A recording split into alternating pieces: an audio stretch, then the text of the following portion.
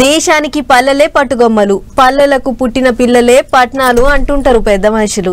అందుకే పల్లెలు బాగుపడితే దేశం బాగుపడ్డట్టే అని కూడా అంటుంటారు. అయితే పల్లెలు పచ్చగా కావాలంటే సర్పంచులు మంచిగా పనిచేయాలి, ఆఫీసర్లు మంచిగా పనిచేయాలి, లీడర్లు కూడా గట్టిగా నజరేయాలి. అప్పుడే ఊర్లు ఎలుగులైతాయి అన్నట్టు. ఇగో పల్లెలను బాగు చేసేటందుకు పవన్ సార్ ఏం చేసిర్రో చూడుర్రి.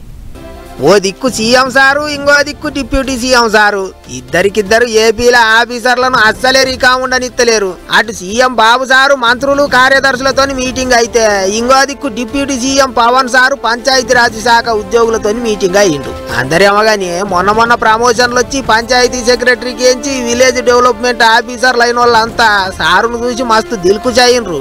ఇక తొలత సంది పల్లెలను పరుగులు పెట్టియాలి అన్నట్టే మాట్లాడుతున్న పవన్ సారు ఉద్యోగులతోని మాట మంతి ఎత్తేనే ఏమేం తిప్పలున్నదో ఎరకైతుంది అనుకున్నట్టుండు. అందుకే గిట్లా మాట మంతి ప్రోగ్రాం పెట్టి సకలం ముక్కలం వేసుకొని కూకొని అందరి ముచ్చట్లు చెవులు పెద్దగా చేసుకొని ఉన్నాడు. ఎవళ్ళెవళ్ళకి ఎటువంటి తిప్పలున్నది, పంచాయతీలను ఎగురబెట్టాలంటే ఇంకేమేం చేయాలనో చెప్పుండ్రి అని అడిగి తెలుసుకున్నాడు. కొంతమంది పంచాయతీరాజ్ చట్టంలో మార్పులు తేవాలి అన్నట్టు మాట్లాడితే వాళ్ళ వీళ్ళ పెత్తనాలు ఎక్కువైతున్నాయి సారు అని ఆపద చెప్పుకుంటారు ఇంకింతమంది. ఏ డిపార్ట్మెంట్ కైనా ఒక బాస్ ఉంటారు సార్. ఒక పంచాయతీ సెక్రటరీకే ఎక్కువ మంది బాసులుండి అటువైపు వాళ్ళు చెప్తున్నారు, ఇటువైపు వీళ్ళు చెప్తున్నారు సార్.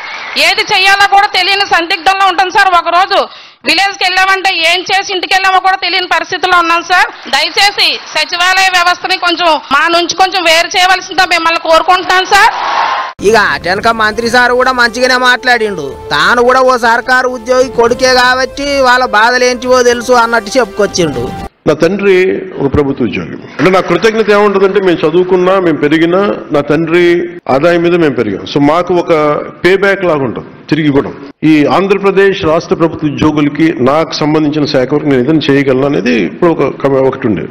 ఏం చేయగలం మనకి అంటే చాలా రిఫార్మ్స్ బాకీ ఉండిపోయినాయి అన్న. ప్రమోషన్ అనేది ఎందుకు ఇంత బలంగా నేను పట్టుకుని కూర్చున్నానంటే I need a clean and transparent governance కావాలి. ఎఫిషియెంట్ అఫీషియల్స్ ఉన్నప్పుడు మనం ఇవ్వగలిగేది పాలసీ డైరెక్షన్ ఇస్తాం. మేము ఎంత మనస్ఫూర్తిగా ట్రాన్స్పరెంట్ గా మేము నిలబడ్డాము, మీరు ఇదే స్ఫూర్తితోటి గ్రామాల్లో అదే మీరు తీసుకెళ్ళాలని మేము కోరుకున్నాను. గిట్లా ఓ దిక్కు ఉద్యోగుల ఆపది చాపతి అడిగి తెలుసుకునుడే కాకుండా పల్లెల మీద ఉన్న ప్రేమతోనే పంచాయతీరాజ్ శాఖను తన చేతులకు తీసుకున్నట్టు చెప్పుకొచ్చిండు డిప్యూటీ సీఎం.